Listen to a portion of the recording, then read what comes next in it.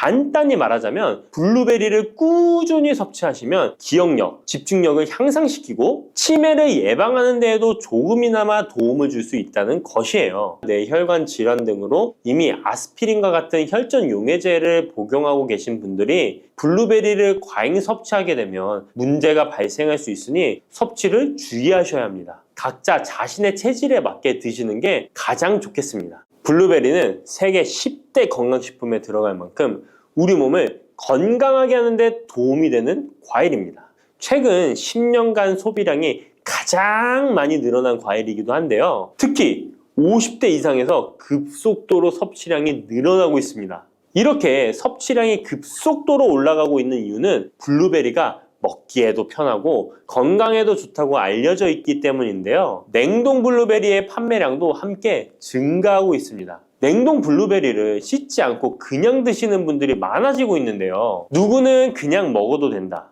어떤 사람은 반드시 씻어서 먹어야 된다. 의견이 분분합니다. 영상을 통해서 블루베리를 먹는 방법과 블루베리의 효능, 함께 먹으면 안 되는 음식과 함께 먹으면 좋은 음식까지 블루베리에 대한 모든 것 알려드리겠습니다. 먼저 냉동 블루베리 씻어야 되느냐 그냥 먹어도 되느냐 완벽하게 정리해드리겠습니다. 결론부터 말하자면 씻어서 드시는 것이 안전하다입니다. 먼저 냉동 블루베리를 구입하셨다면 식품의 유형을 확인하시기 바랍니다. 식품의 유형에 과체 가공품이라고 적혀 있다면 씻어서 냉동한 블루베리이기 때문에 그냥 드셔도 되긴 합니다. 그런데 식품 유형에 농산물이라고 표기되어 있다면 이것은 씻지 않고 냉동되어 유통된 블루베리이기 때문에 반드시 씻어서 드시는 것이 좋습니다. 그런데 간혹 식품의 유형이 표기되어 있지 않은 제품들도 있는데요. 이런 제품도 씻어서 드시는 게 좋겠죠? 2022년 한국소비자연맹에서 현재 시중에서 판매되고 있는 냉동과일, 블루베리, 망고, 딸기 등의 제품을 선정하여 안정성 평가를 했는데요. 과체 가공품 같은 세척과일 제품에서 미생물, 잔류농약, 곰팡이, 독소 등의 검사에서 규격 기준에는 적합하긴 했지만 미생물과 잔류농약이 검출된 제품들도 있었습니다. 이 자료를 바탕으로 한다면 냉동 블루베리 제품도 이미 씻어서 유통이 되고 있다고 할지라도 한번 씻어서 드시는 것이 좋겠습니다. 블루베리를 씻는 방법은 흐르는 물에 30초 정도만 씻어주면 되는데요. 깨끗이 씻는다고 블루베리를 물에 오래 담가두거나 흐르는 물에서도 오래 씻으면 안 됩니다. 블루베리에 함유된 안토시아닌 성분은 수용성이기 때문에 영양소가 다 빠져나가 버릴 수 있습니다. 잔류농약 또한 수용성이기 때문에 흐르는 물에 30초 정도만 씻어도 충분하니까 걱정하지 말고 드셔도 됩니다. 블루베리는 특별히 생과일보다 냉동 블루베리가 안토시아닌의 함량이 높아집니다. 시드니의 뉴사우스 웨일즈 대학의 연구진이 블루베리를 건조, 냉장, 냉동했을 때 핵심 영양소가 어떻게 변화되는지 실험을 했는데요. 안토시아닌의 함량이 블루베리 1g당 생과일일 때 7.2g이었는데 냉장 보관하여 2주가 지났을 때 5.7mg으로 줄었고 건조했을 때는 4.3mg으로 더욱 줄었습니다. 그런데 냉동 한 달 후에는 8.1mg으로 생과일 때보다 늘어났고 냉동 3달이 지나자 7.9mg으로 소폭 줄었지만 역시 생과일 때보다는 많은 함량이 확인되었습니다. 실험 결과만으로만 보면 블루베리는 냉동으로 드시는 것이 가장 많은 영양 성분을 섭취할 수 있다는 말이 되겠네요. 추가로 눈 건강이나 심혈관 질환, 당뇨 등에 도움이 많이 되는 이 안토시아닌 함량이 개런티된 영양제도 많이 나와 있으니 꼭 블루베리, 빌베리와 같은 영양제를 드시려면 건강기능식품으로 제조된 안토시아닌 함량이 최소 50mg 들어있는 제품을 드시면 좋겠죠? 그렇다면 다른 채소나 과일은 냉동했을 때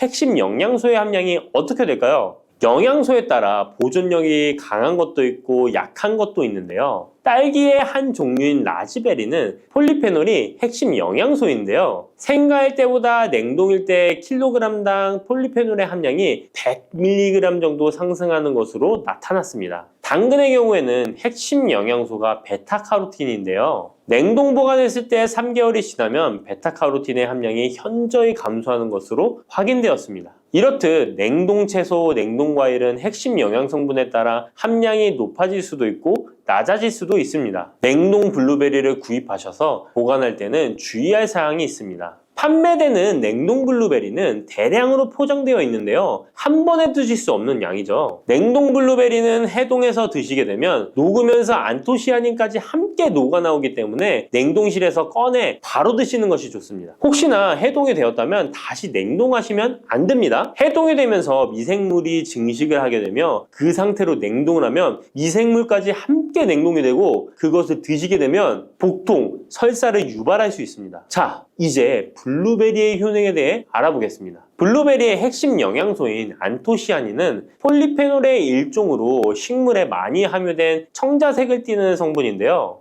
블루베리의 색깔이 짙은 보라색을 띠는 것이 바로 안토시아닌 때문입니다. 안토시아닌의 과일별 함량에서는 빌베리, 블루베리가 가장 높은 함량을 가지고 있는 것으로 알려져 있는데요. 안토시아닌 함량이 높고 좋은 빌베리, 블루베리일수록 드셨을 때 입안에 보랏빛으로 착색이 심하게 되는 경우가 많아요. 인공색소가 아니기 때문에 전혀 걱정 안 하셔도 되고 10분 정도 지나면 자연히 없어지니 시중 빌베리, 블루베리가 포함된 건강기능식품을 드셨을 때 착색이 되더라도 전혀 걱정 안 하셔도 됩니다. 안토시아닌의 가장 큰 효능은 눈을 건강하게 한다는 것입니다. 안토시아닌은 로놉신의 제합성을 촉진하여 시력을 보호하고 백내장, 안구 건조증, 망막염 등의 눈 질환을 예방합니다. 눈의 피로와 노화를 방지하며 초기 근시도 예방하는 것으로 알려져 있습니다. 또한 강력한 항산화 물질인 안토시아닌은 체내 활성산소를 제거하여 세포의 노화를 방지해 주는데 뇌세포의 노화까지 예방을 합니다. 폴리페놀 성분인 안토시아닌은 뇌의 신경세포를 보호하고 신경 전달 물질의 분비를 촉진하여 뇌의 기능도 향상시키며 뇌의 해마를 자극하여 기억력을 향상시키고 치매를 예방하는 데에도 효과적입니다.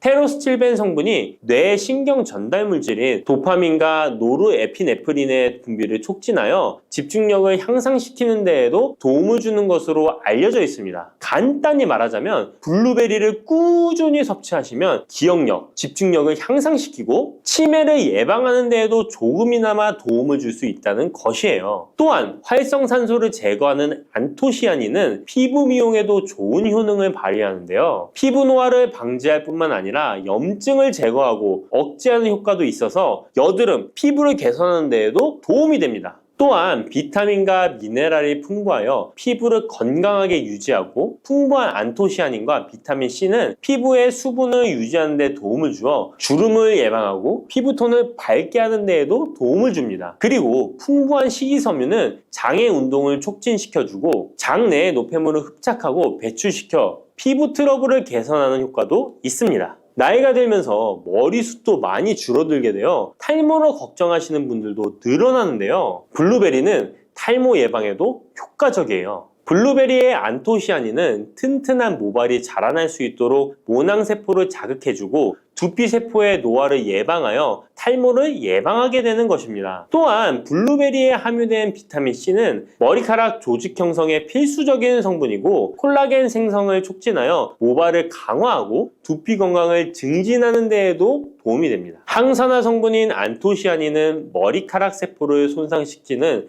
자유라디칼을 제거하고 머리카락 손상을 예방하는 데 도움이 되어 탈모를 예방하는 것입니다. 블루베리는 당뇨의 위험이 있는 분들에게 특히 도움이 되는데요. 블루베리는 혈당 수치를 낮추어주고 당분을 에너지원으로 사용하는 신진대사의 과정을 촉진해주는 효능이 있습니다. 미국의 당뇨병 협회는 블루베리를 당뇨병 슈퍼푸드라고 부르며 블루베리를 꾸준히 섭취하면 인슐린 감수성을 향상시키고 혈당을 낮추는 데 도움이 된다고 발표했습니다. 블루베리에 대한 연구를 진행했는데요. 하루에 150g의 블루베리를 섭취한 실험군은 혈당 스파이크의 발생이 낮아졌고 인슐린 수치 또한 낮아진 것으로 확인되었다고 발표했습니다. 블루베리에 함유된 안토시아닌뿐만 아니라 칼륨, 비타민 B6는 심장 건강을 지키는데 도움을 주는데요. 이 성분들은 체내 콜레스테롤과 혈액의 지방을 감소시켜 혈액순환을 원활하게 해줍니다. 이런 효능으로 심장마비나 협심증을 일으키는 죽상동맥경화증을 예방하는 데 도움을 주게 됩니다. 또한 호모시스테인이 체내에 과하게 축적되면 혈관을 손상시키고 혈전을 생성하여 심장마비, 뇌졸중 등의 심혈관 질환을 유발할 수 있는데요. 블루베리의 풍부한 엽산과 비타민 B6는 호모시스테인의 축적을 방지하여 심혈관 질환을 예방할 수 있습니다. 블루베리는 많이 드시는데 블루베리 잎에는 관심이 별로 없는 것이 사실인데요.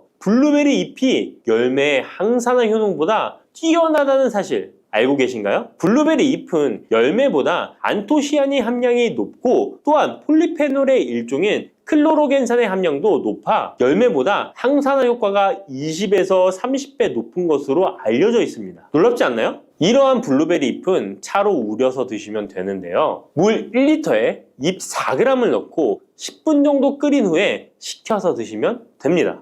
블루베리가 새콤달콤한 맛이 난다면 블루베리 잎차는 구수한 맛이 나는 것이 특징입니다. 이렇게 좋은 블루베리도 함께 먹으면 안 되는 음식이 있는데요. 바로 우유입니다. 깜짝 놀라지 않으셨나요? 보통 냉동 블루베리를 우유와 함께 믹서기에 갈아서 주스로 많이 드시는데요. 이렇게 되면 블루베리의 영양소가 파괴됩니다. 국제의학 바이오 저널의 연구에 따르면 블루베리의 폴리페놀 성분과 우유 단백질의 친화성 때문에 블루베리와 우유를 함께 먹게 되면 블루베리의 항산화 성분이 대부분 파괴된다고 발표했습니다. 그리고 우유에 함유된 칼슘은 블루베리의 안토시아닌과 만나면 칼레이드가 되는데요. 이것은 둘이 결합하여 덩어리를 만든다는 것입니다. 이렇게 덩어리가 된 물질은 불용성 침전물로서 체내에서 녹거나 흡수되지 않고 몸 밖으로 배출되게 됩니다. 이 과정에서 체내에 머물며 소화되지 않기 때문에 위와 장에 큰 부담을 주게 됩니다. 이 때문에 블루베리와 우유를 자주 섭취하시거나 위와 장이 약하신 분들이 드실 경우 위장에 염증을 유발할 위험이 있습니다. 특히 신체 기능이 많이 떨어져 있는 나이가 많으신 분들이 이렇게 드시면 위장에 안 좋을 수 있으니 주의하시기 바랍니다. 블루베리 주스를 만들어 드실 때는 우유 대신 오트밀이나 물을 첨가하여 드시는 것이 좋겠습니다. 우유가 블루베리와 맞지 않는다고 해서 요거트도 맞지 않는 것은 아닙니다. 요거트는 발효 과정을 거쳐 단백질이 쉽게 분해되기 때문에 항산화 성분의 흡수율을 높여줍니다. 요거트에 냉동 블루베리를 얹어서 먹는 것은 좋은 블루베리를 먹는 방법이 되겠습니다. 블루베리를 드실 때 주의하셔야 할 분들도 있습니다. 블루베리에는 살리살신이라는 성분이 있는데 이것 때문에 알레르기 반응을 일으키는 분들이 있습니다. 블루베리를 드시면 입술이 붓거나 간지러운 증상이 나타나고 복통과 설사의 증상이 나타난다면 즉시 블루베리 섭취를 중단하셔야 합니다. 그리고 블루베리에는 혈액을 묽게 만드는 비타민 K가 풍부하게 함유되어 있는데요. 심장질환이나 뇌혈관 질환 등으로 이미 아스피린과 같은 혈전 용해제를 복용하고 계신 분들이 블루베리를 과잉 섭취하게 되면 문제가 발생할 수 있으니 섭취를 주의하셔야 합니다. 또한 사람에 따라서 블루베리가 일시적으로 혈당을 낮추는 효과가 있기 때문에 당뇨가 있는 분들이 블루베리를 과잉 섭취할 경우에 저혈당 증세도 나타날 수 있습니다. 어떤 음식이든 각자 자신의 체질에 맞게 드시는 게 가장 좋겠습니다. 50대 이후에 근육이 많이 빠졌다면 이것을 드시면 됩니다. 요새 들어 몸이 예전 같지 않다고 느끼시는 분들 계신가요? 만약 그런 분들이 계신다면 몸에 단백질이 부족한 것을 의심해 볼 수도 있습니다. 나이가 들면서 왜 단백질 섭취가 중요한지 그리고 그에 따른 여러 가지 사실들을 알아보려고 하는데요. 나이 들수록 단백질이 더 중요하다는 말을 들어보신 분들도 많이 있을 거예요. 우리 몸의 필수 영양소라는 단백질, 이 단백질 섭취가 중요한 이유 5가지를 알려드릴게요. 첫 번째는 근감소증 예방입니다. 나이가 들면 근육량이 자연스럽게 줄어들게 되는데요. 이를 근감소증이라고 합니다. 근감소증은 근육이 빠르게 줄어드는 질환으로 단백질은 근육을 구성하는 주요 성분인데요. 단백질을 충분히 섭취하지 않으면 근육량이 급격히 급격히 줄어들게 되고, 이렇게 되면 근력도 같이 약화되며 근감소증을 유발할 수 있습니다. 단백질이 부족하게 되면 그 진행이 훨씬 더 빨라질 수 있는데요. 근육이 줄어들게 되면 일상생활을 하기 어려워지고, 이렇게 되면 근육이 더 감소하게 되는 악순환이 생길 수 있습니다. 단백질 섭취와 운동을 병행하는 게 가장 좋겠죠? 단백질이 중요한 이유 두 번째는 면역력 증가입니다. 단백질과 면역력이 연관이 있다고 하시며 의아해 하시는 분들이 있으시죠? 단백질은 우리 몸속의 세포 그리고 장기뿐만 아니라 수많은 호르몬을 구성하는 중요 요소입니다. 또 단백질은 면역 시스템에서 중요한 역할을 하는 항체와 효소를 생성하는데 백혈구라고 많이 들어보셨죠? 이 백혈구는 감염을 인식하고 싸우는 주요 면역 세포인데요. 이 백혈구가 주로 단백질을 사용하여 병원균을 인식하고 항체를 만들어 병원균을 물리치는데 중요한 역할을 합니다. 또한 우리 몸의 중요한 면역세포도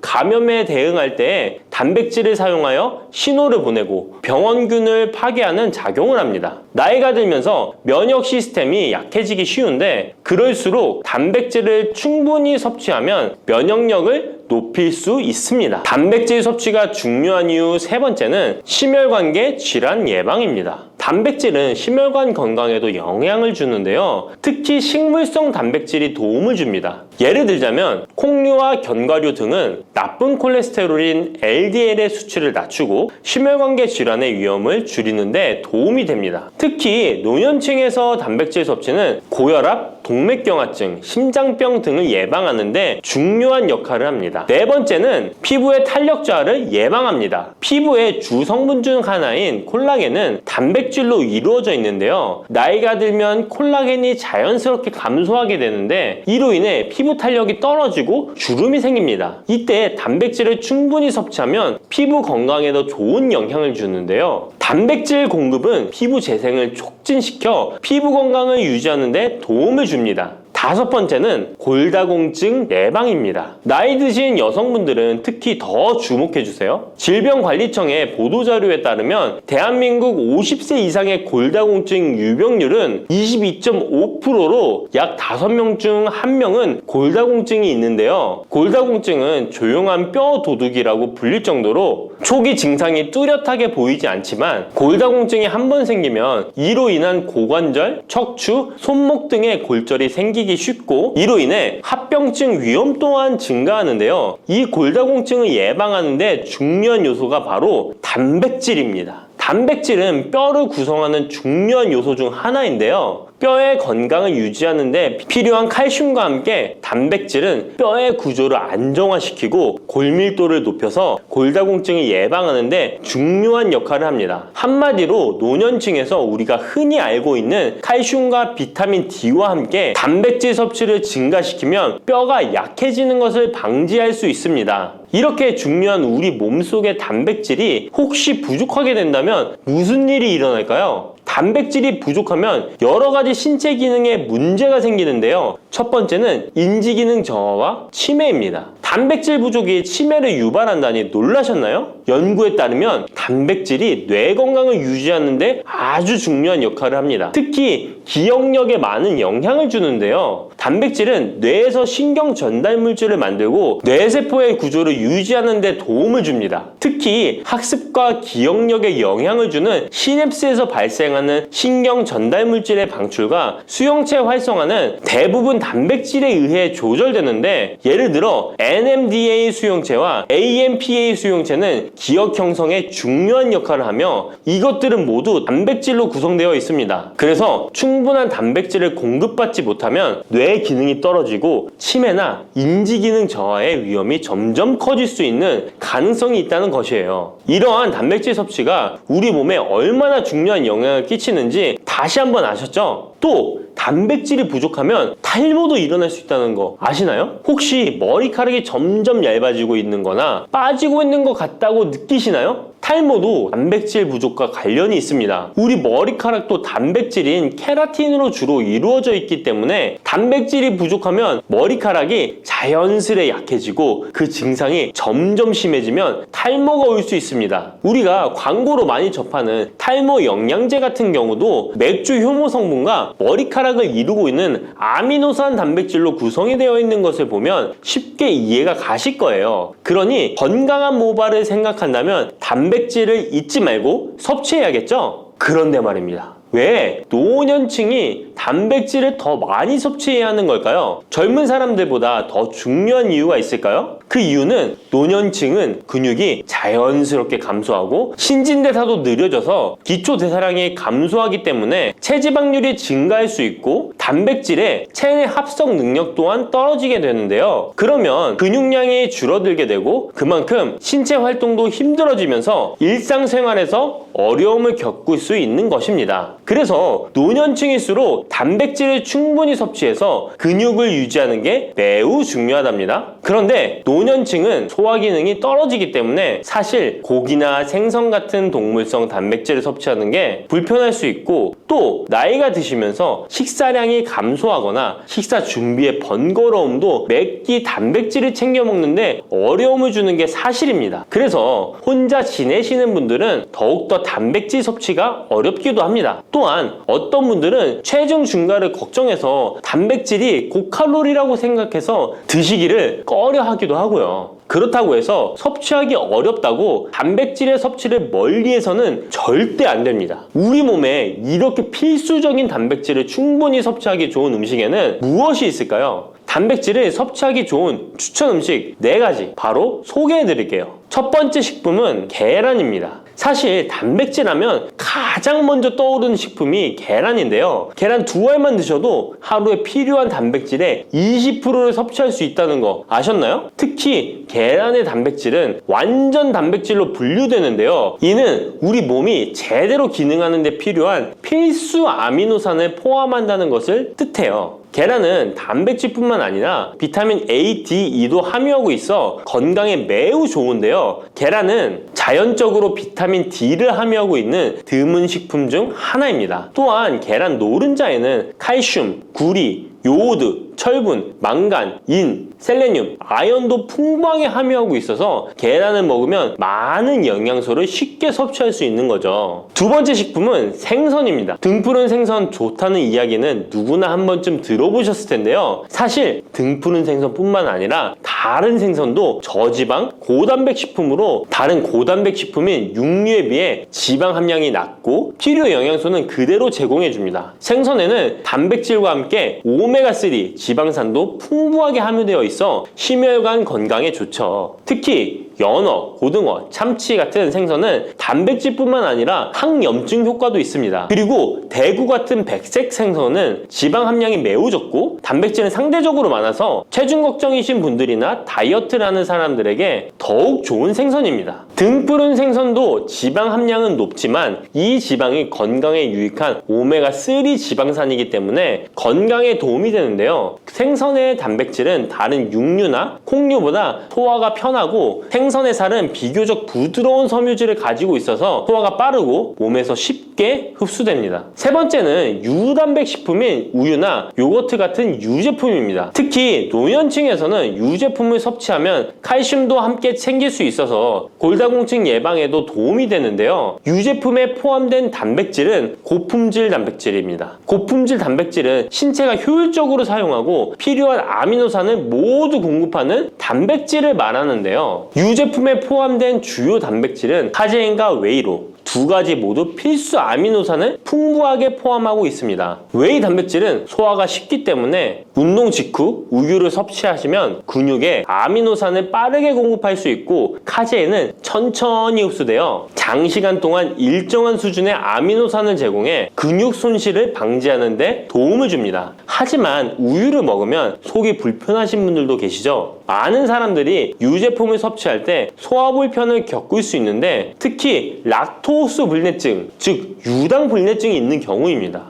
그러나 요즘에는 이런 분들을 위한 락토스를 제거한 락토프리 우유나 치즈, 요구르트 등은 락토스가 거의 없거나 적은 제품들이 많이 나와 있는데요. 락토스 불내증이 있는 사람도 이런 유제품은 문제없이 섭취할 수 있습니다. 소화가 어려우신 분들은 참고하셔야겠죠? 네 번째는 콩류입니다. 콩류 또한 식물성 단백질로 유명하죠. 콩류는 식물성 단백질을 제공하는 대표적인 식품인데요. 두부나 두유 같은 식품으로도 쉽게 섭취할 수 있고요. 콩류와 같은 식물성 단백질은 고기나 유제품과 같은 동물성 단백질에 비해 지방 함량이 낮고 콜레스테롤이 없는 특징을 가지고 있습니다. 특히 콩, 렌틸콩, 병아리콩, 검정콩 등 다양한 종류의 콩류는 필수 아미노산을 풍부하게 포함하고 있어 신체가 필요로 하는 단백질을 고루 제공하는데요. 특히 고기나 생선 같은 동물성 단백질이 소화가 어려우신 분들에게는 두부나 비지찌개 같은 소화가 잘 되면서도 단백질도 섭취할 수 있는 콩류가 좋은 단백질 식품입니다. 이렇게 몸에 필수적인 단백질, 음식만으로 충분히 섭취되면 좋겠지만 그게 어려운 경우도 있을 텐데요. 이때 단백질 보충제도 좋은 선택이 될 수 있습니다. 운동 후에 빠르게 단백질을 보충하고 싶을 때나 식사를 통해 충분한 단백질을 섭취하기 어려운 경우 보충제가 유용한데요. 마트에서 쉽게 찾을 수 있는 단백질 파우더나 고단백 프로틴바를 이용하면 간편하게 단백질을 보충할 수 있습니다. 하지만 이렇게 간편하게 섭취할 수 있는 제품들 몸에 좋다고 많이 섭취하면 좋을까요? 과량 섭취할 때도 큰 문제가 될 수 있습니다. 한 번에 과도한 단백질은 신장에 부담을 줄 수 있고 또 체내에서 불필요하게 지방으로 축적될 수 있습니다. 단백질의 하루 권장 섭취량은 성인 기준 몸무게 1kg당 약 1g인데요. 하루 권장 섭취량을 꼭 지키는 게 중요하죠. 한마디로 보충제는 식사로 부족한 부분을 보충하는 역할만 하도록 하고 식사로 골고루 단백질을 섭취하는 게 가장 이상적입니다. 마지막으로 단백질 섭취 시 간단한 팁을 알려드리겠습니다. 매 끼니마다 조금씩 단백질을 나눠서 섭취하는 게 단백질 흡수에는 효과적인 거 아셨나요? 단백질은 탄수화물과 지방과 다르게 잉여 단백질이 몸에 저장되지 않는데요. 그 때문에 한 번에 과량으로 섭취하면 소화가 어려워지거나 신장에 부담만 줄 수 있고 단백질은 필요 이상의 단백질은 배출되기 때문에 번거롭더라도 매일 조금씩 몇 끼마다 꾸준히 섭취하는 게 중요합니다. 고기 좋아하시는 분, 채소를 더 선호하시는 분, 이제는 다 같은 단백질이라고 생각하지 마시고 동물성 단백질과 식물성 단백질을 골고루 섭취해야 하는데 동물성 단백질은 식물성 단백질에는 부족한 아미노산이 풍부하고 식물성 단백질은 동물성 단백질에 비해 지방이 적고 섬유질도 같이 섭취할 수 있습니다. 우리가 평상시에 먹는 한식은 사실 단백질 섭취에 아주 좋은데요. 식탁에 단백질이 풍부한 계란, 생선, 두부, 콩들을 반찬으로 두어 개만 먹어도 쉽게 몇 끼마다 몸에 필요한 단백질을 섭취할 수 있습니다. 이제부터 잊지 마시고 단백질이 풍부한 반찬 꼭 드셔주세요. 혹시 연세가 될수록 생기는 주름과 잦은 기침 그리고 관절 통증을 동시에 조금이라도 완화할 수 있는 방법이 있을까? 라고 궁금해 보신 적 있으신가요? 오늘은 이 한 가지 물음에 대해 함께 해답을 찾아보려고 합니다. 특히 60대 이상의 여성 환자분들에게 과도한 시술이나 고가의 화장품 없이도 건강과 피부를 동시에 돌보실 수 있도록 꿀 활용 비법을 차근차근 안내해 드리겠습니다. 이 영상을 끝까지 살펴보시면 주름 완화와 기침 감기 예방 그리고 관절염 증상 관리에 조금이라도 도움이 될 팁들을 만나보실 수 있을 거예요. 그럼 지금부터 본격적으로 시작해 보겠습니다. 환자분들께서는 보통 꿀을 달콤한 감미료나 차에 넣어 마시는 정도로만 생각하실 텐데요. 실은 꿀이 아주 오래전부터 여러 전통의학과 민간요법에 널리 쓰였다는 사실 알고 계셨나요? 현대에 와서는 꾸준한 연구를 통해 피부 노화의 진행을 늦추고 기침 감기 증상을 완화하며 심지어 관절 통증에도 긍정적인 영향을 줄 수 있다는 이야기가 보고되고 있습니다. 첫째로 꿀에는 활성산소를 억제하는 여러 항산화 성분이 풍부합니다. 이는 주름, 잡티, 기미 등 노화 현상을 지연시키는데 도움을 줄 수가 있죠. 게다가 꿀 특유의 점성, 당 성분은 피부 표면에 보호막을 형성해 주는데 건조해지기 쉬운 60대 이후의 피부를 촉촉하게 깨끗하게 유지하도록 돕는 역할을 합니다. 둘째로 기관지 건강에 유익한 점도 빼놓을 수 없습니다. 예전에 목이 아프거나 기침이 날 때 따뜻한 꿀물을 마시라는 조언을 들어보신 적 있으실 텐데요. 실제로 꿀이 목과 기관지를 부드럽게 감싸주고 항염 및 항균 작용을 통해 감기나 기침을 어느 정도 완화하는 데 도움이 된다는 연구 결과가 있습니다. 셋째로 관절염으로 힘들어하시는 분들께도 꿀이 보조적 역할을 할 수 있습니다. 꿀에 함유된 항염증 성분이 다른 특정 식재료와 함께 섭취될 때 관절 통증 완화에 시너지를 낸다고 여겨지거든요. 그렇다면 이처럼 이로운 꿀을 피부와 건강 관리에 구체적으로 어떻게 적용할 수 있을까요? 60대 이후로 주름이 많아지고 탄력이 떨어지는 건 흔한 고민입니다. 일부 환자분들께서는 고가의 화장품이나 레이저 시술 등을 떠올리시기도 하지만 사실 집에서 간단히 꿀팩만 꾸준히 해주셔도 어느 정도 도움을 받을 수 있습니다. 우선 필요한 재료와 만드는 과정을 살펴볼까요? 첫 번째로 국산 천연꿀 한 큰술, 무가당 플레인 요거트 한 큰술, 그리고 올리브 오일 35방울 정도를 준비해주세요. 꿀에 알레르기가 있으시다면 프로폴리스 원액 반 큰술로 대체할 수 있습니다. 깨끗한 그릇에 이 세 가지를 넣고 나무나 플라스틱 스푼으로 잘 섞어주시면 기본 팩이 완성됩니다. 이제 세안 후에 눈가나 입가처럼 피부가 얇은 부위에는 살살 발라주시고 볼이나 이마, 턱 부위에는 부드럽게 펴 발라주세요. 10분을 넘기지 않는 것이 핵심입니다. 오래 두면 오히려 꿀이 피부의 수분을 빼앗아갈 수 있으므로 10분 이내에 미지근한 물로 꼼꼼히 씻어내시길 권장합니다. 그런 다음에 수건으로 톡톡 두드려 물기를 제거하고 평소 쓰시는 보습제를 가볍게 덧바르면 좋습니다. 일주일에 2-3번 정도만 해도 피부가 한결 부드러워지고 보습감이 좋아졌다는 분들이 많습니다. 60대 이후 심해지는 건조 증상을 막기 위해 천연팩을 습관화해 주시면 큰 비용 없이도 윤기 나는 피부를 기대해 볼 수 있습니다. 그렇다면 바르는 것 외에 꿀을 섭취함으로써 기대할 수 있는 이점은 무엇일까요? 기온이 낮아지거나 일교차가 큰 시기에 기침, 감기가 찾아오면 특히 60대 이상이신 분들은 면역력이 떨어져 있어 더 자주 앓게 되시죠. 이때 다양한 음식에 꿀을 곁들여 드시면 시너지 효과를 볼 수 있습니다. 계피와 꿀의 조합은 체온을 올리는 데 도움이 되어 면역력에도 좋다고 알려져 있습니다. 따뜻한 물 한 컵에 꿀 한 스푼과 계피가루 반 티스푼을 넣어 아침 저녁으로 드셔보세요. 몸을 따뜻하게 하는데 일조하고 감기 예방에도 도움을 줄 수 있습니다. 무와 꿀을 함께 섭취하는 방법도 자주 있는데요. 무에 함유된 시니그린 성분은 기침과 가래를 완화해 준다고 합니다. 무를 얇게 썰거나 채 썰어 꿀에 재운 뒤에 목이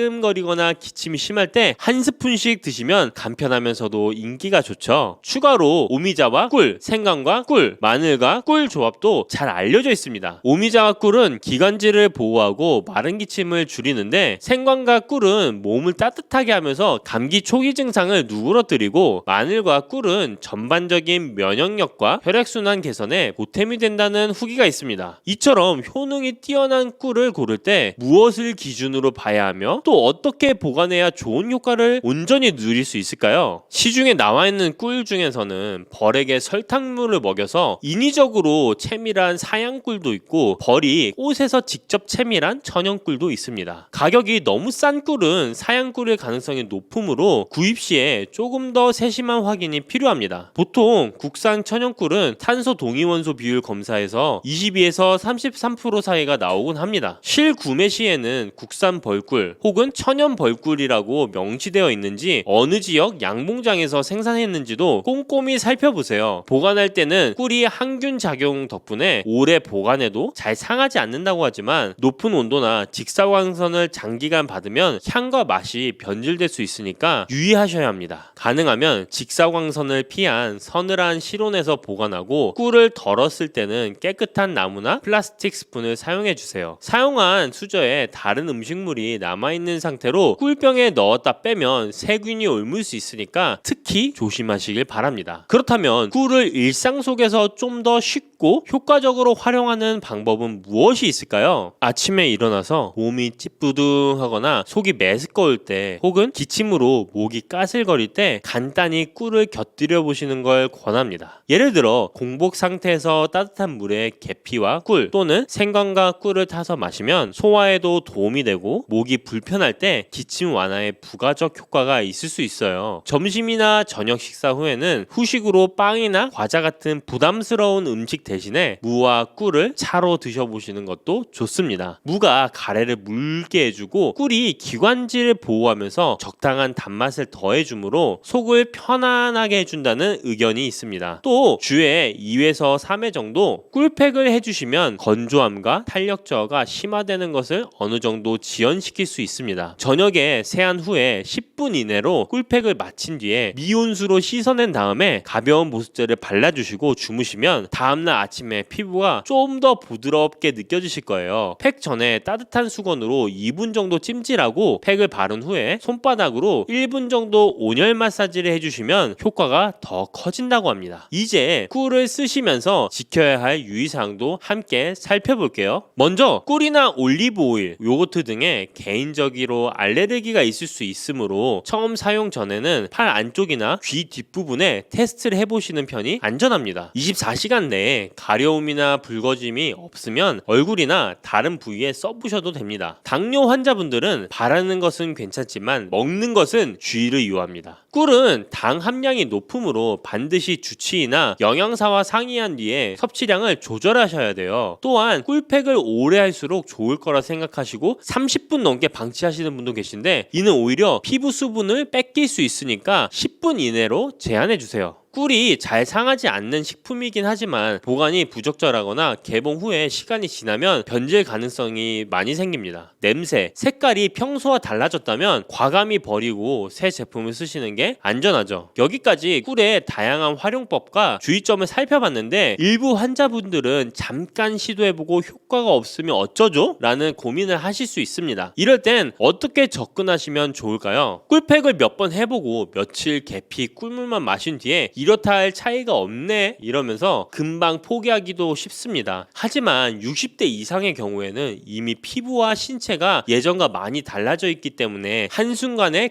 적인 호전을 기대하기는 어렵습니다. 전문의들은 최소 3주에서 3개월, 길게는 그 이상 꾸준히 습관화해야 유의미한 변화를 체감할 수 있다고 말씀드립니다. 예를 들어 올해 목표로 주 2회 꿀팩을 실천하고 아침 저녁 기침이 심할 때 무랑 꿀 또는 생강과 꿀을 드시는 습관을 들여보세요. 연말쯤엔 확실히 전과는 달라진 피부 촉감이나 면역력의 변화를 느끼실 수 있을 겁니다. 물론 개인차가 있긴 해도 안전한 재료와 적절한 비용으로 시도를 할 수 있다는 이점이 크다고 할 수 있겠죠. 그렇다면 여기서 내게 과연 꿀이 잘 맞는 걸까? 더 뚜렷한 방법은 없을까? 라는 궁금증이 생기실 수도 있습니다. 저는 사람들에게 꿀팩에 녹차가루나 곡물가루를 소량 섞어 먹는 방법도 추천드리곤 합니다. 녹차가루는 항산화 작용을 한층 보강하고 곡물가루는 각질 관리에 도움이 될 수 있죠. 하지만 항상 말씀드리듯이 자신의 피부 상태에 맞춰 조금씩 시도해 보는 과정을 거치셔야 안전합니다. 섭취하는 방식도 단순히 따뜻한 물에 꿀을 타 마시는 것만이 아니라 과일이나 채소를 갈아 만든 주스에 꿀을 살짝 넣는 방식이 있습니다. 인공 감미료 대신 천연 꿀로 단맛을 보충하고 영양까지 챙길 수 있어 일석이조가 되겠죠. 관절이 쑤실 때 계피, 꿀 같이 드시거나 무와 꿀을 냉장고에 두었다 아침 저녁으로 한 스푼씩 꾸준히 섭취하시는 분들도 있습니다. 꿀의 활용법은 다양하지만 무엇보다 중요한 건 내 몸에 맞는 레시피와 적절한 빈도를 찾는 일입니다. 남들에게 효과적이었다고 해서 나에게도 꼭 좋은 결과를 준다는 보장은 없으니까요. 지금까지 꿀이 왜 주름 완화, 기침 감기, 관절염 증상에도 도움이 되는지, 구체적으로 어떻게 바르고 먹으면 좋은지, 주의할 점은 무엇인지 폭넓게 안내드렸습니다. 정리하자면 국산 천연꿀, 무가당 요거트, 올리브 오일을 섞어 만든 꿀팩을 일주일에 2에서 3회 10분 이내로 사용해 주시면 드시면 주름과 보습 관리에 도움이 될 수 있습니다. 계피, 무, 생강, 마늘, 오미자 등의 꿀을 곁들이면 기침 감기나 관절염 증상 완화에도 보조 효과를 기대할 수 있습니다. 사양 꿀보다는 천연 꿀을 권장하며 직사광선을 피하고 실온에 보관하되 깨끗한 스푼을 사용하는 것이 바람직합니다. 알레르기나 당뇨가 있는 분들은 특별히 신중해야 되고 변질 또는 과도한 사용을 피하는 범위 안에서 즐기도록 합니다. 한두 번 시도해보고 포기하기보다는 작은 생활 습관으로 만들어 천천히 몸과 피부 상태를 개선해 가시는 편이 훨씬 안전하고 효과적입니다.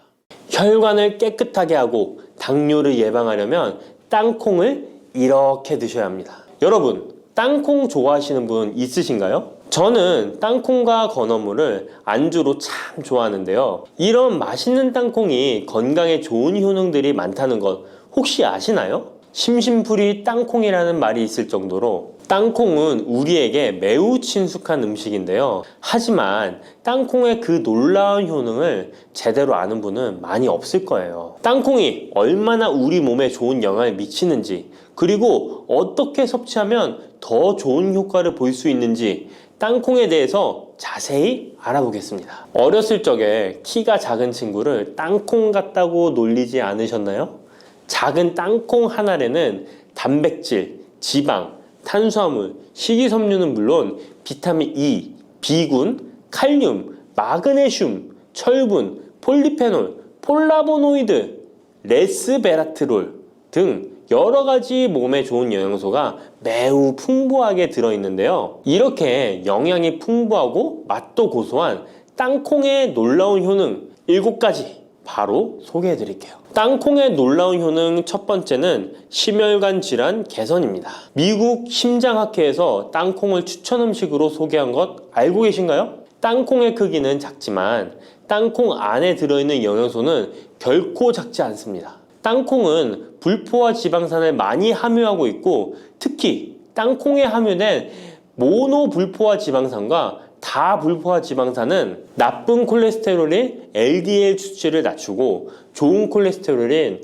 HDL을 높이는 데 도움이 됩니다. 또한 땅콩에 함유된 단일 불포화 지방산은 혈중 콜레스테롤 수치를 낮추는 데 도움을 주는데요. 혈중 콜레스테롤이 낮아져 심장 건강을 지키는데 매우 좋은 작용을 하는 것이죠. 또한 땅콩은 불포화 지방산이 풍부하고 비타민 E가 풍부하게 들어있어 심혈관 건강에 도움을 주고 혈관을 보호하며 혈액순환과 동맥경화증을 예방하고 심장 질환의 위험을 줄여줍니다. 또한 땅콩은 마그네슘, 칼륨, 식이섬유와 같은 심혈관 건강에 중요한 영양소를 함유하고 있어 혈압을 조절하고 혈관을 건강하게 유지하는 데 도움을 준다는 것 꼭 기억해 주세요. 땅콩의 놀라운 효능 두 번째는 뇌 건강에 도움을 주는 것입니다. 땅콩에는 레시틴과 비타민 E가 들어있는데요. 이 성분들은 뇌세포를 보호하고 뇌 건강을 유지하는 데 중요한 역할을 합니다. 특히 땅콩은 기억력과 집중력 향상에 도움이 될 수 있어 중년과 노년층에게 매우 유익한 음식이라는 것 아시나요? 땅콩이 함유된 비타민 E, 폴리페놀, 특히 레스베라트롤 등 강력한 항산화 성분은 뇌 건강에 도움을 줍니다. 이러한 항산화 성분은 뇌에서 발생할 수 있는 산화 스트레스를 줄여주며 이는 신경세포를 보호하고 뇌 기능을 향상시키는 기능도 해준답니다. 또한 땅콩은 불포화 지방산, 특히 오메가3 지방산을 포함하고 있어 뇌 기능을 개선하고 치매와 같은 뇌 질환을 예방할 수도 있는데요. 특히 불포화 지방산은 뇌세포의 구성 성분으로 중요한 역할을 하며 뇌신경 전도 속도를 높여 기억력과 합승 능력을 향상시킬 수 있습니다. 땅콩의 효능 정말 놀랍지 않나요? 아직 놀라기는 이른데요. 땅콩의 효능 세 번째는 체중 관리에 도움을 주는 것입니다. 땅콩은 단백질과 섬유질이 풍부해서 조금만 먹어도 포만감을 오래 유지시켜주는데요. 그래서 과식을 예방하고 체중을 관리하는 데 도움을 줄 수 있죠. 그냥 땅콩도 좋지만 땅콩을 갈아 만든 땅콩버터도 포만감을 오래 유지시켜줘서 과식을 방지하는 데 효과적입니다. 또한 단백질과 지방산이 풍부해서 에너지를 공급하고 건강한 체중 관리를 돕습니다. 하지만 모든 음식은 과유불급 작지만 영양이 풍부한 땅콩은 고칼로리 식품이기 때문에 하루에 10알에서 20알 정도 적당량을 섭취하는 것이 중요하다는 것 꼭 기억해 주세요. 땅콩의 놀라운 효능 네 번째는 바로 당뇨 관리 효능입니다. 땅콩이 당뇨에 효능이 있다니 신기하죠? 땅콩에는 불포화 지방산이 많이 함유되어 있고 혈당 수치가 낮아서 혈당을 천천히 올리는 효과가 있는데요. 그래서 당뇨병 환자들에게도 좋은 간식으로 평가되고 있습니다. 또한 땅콩에 포함된 섬유질과 단백질이 혈당을 안정적으로 유지하는 데 도움을 주는데요.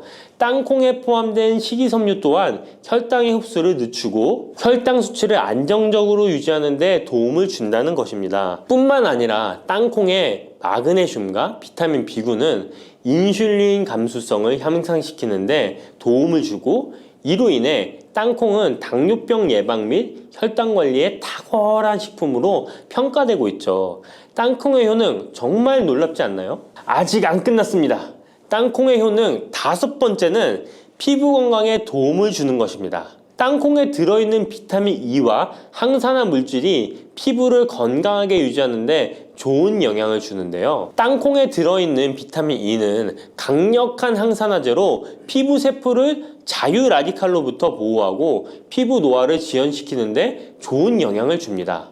이 성분은 피부의 탄력을 유지하고 주름을 예방하는 데 효과적이며 피부 노화를 방지하고 염증을 줄이며 피부를 매끄럽고 촉촉하게 만들어줍니다. 그래서 땅콩은 아름다운 피부를 위한 좋은 식품이죠. 그리고 땅콩에 포함된 불포화 지방산, 특히 올레산과 리놀렌산은 피부의 수분 유지를 도와 피부가 건조해지지 않도록 하며 염증을 줄여 피부 트러블을 완화하는 데 도움을 줄 수 있습니다. 뿐만 아니라 땅콩에는 아연이 포함되어 있어 피부 회복에 중요한 역할을 합니다. 땅콩에 함유되어 있는 아연은 상처 치유를 돕고 여드름과 같은 피부 문제를 개선하는 데 놀라운 효능도 있습니다. 땅콩의 효능 여섯 번째는 소화 건강에 도움을 주는 것입니다. 땅콩에는 식이섬유가 풍부해 소화 시스템에 좋은 영향을 주는데요. 식이섬유는 장의 움직임을 촉진시켜 변비를 예방하고 장내 유익한 미생물의 활동을 도와줘서 장 건강에 매우 좋은 환경을 만들어줍니다. 또한 땅콩에 포함된 불용성 섬유는 특히 장을 자극해 배변을 원활하게 하고 장의 건강을 유지하는 데 중요한 역할을 하는데요. 이 섬유는 장에서 물을 흡수하여 변을 부드럽게 만들어줍니다. 땅콩의 놀라운 효능 일곱 번째는 좋은 단백질과 건강한 지방 섭취에 좋은 공급원입니다. 땅콩은 고기나 다른 동물성 단백질에 비해 지방이 적고 채식주의자나 비건이 단백질을 섭취할 때 아주 유용한 대체 식품이 될 수 있는데요. 100g의 땅콩은 약 25에서 30g의 단백질을 함유하고 있다는 것 아시나요? 우리가 흔히 좋은 단백질 공급 식품이라고 생각하는 닭가슴살의 단백질 함량이 100g당 30에서 35g이라는 걸 생각해보면 단백질 함량은 닭가슴살에 비해 살짝 낮지만 대신 건강한 불포화 지방산과 다른 다양한 영양소도 다량 함유되어 있어 단백질을 섭취하기에 충분히 좋은 식품이랍니다. 이렇게 건강에 놀라운 효능이 있는 땅콩, 아무렇게나 드시면 땅콩의 효능을 100% 섭취할 수 없다는 것 아시나요? 보통 땅콩을 어떻게 조리해서 드시나요? 구워서? 볶아서? 삶아서? 모두들 좋아하는 방법이 다르실 텐데요.